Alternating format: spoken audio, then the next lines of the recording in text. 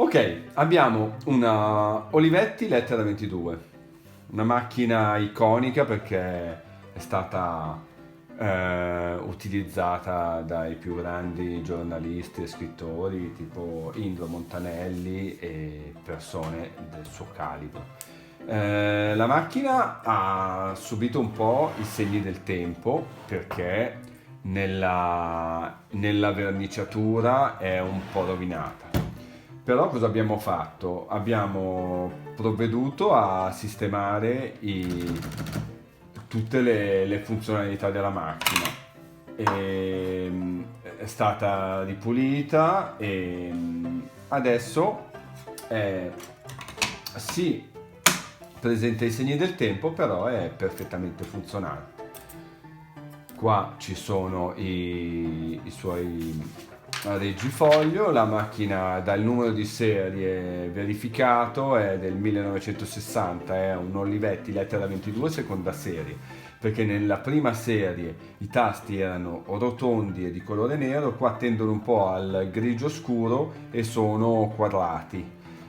Come tutte queste Lettera 22 è mancante del tasto numero 1, ma parte dal 2 e non ha lo 0 perché per semplicità avevano deciso di utilizzare la I maiuscola come numero 1 e la O come 0.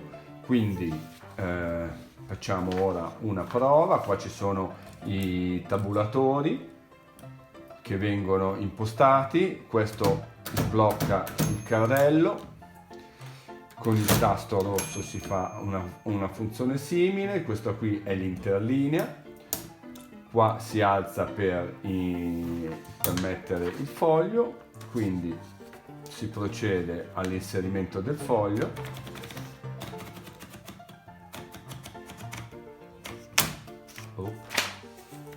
Questo si mette qua sotto così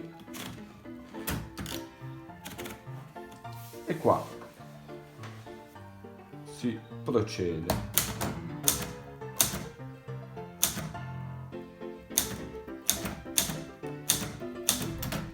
Il nastro è da cambiare, ma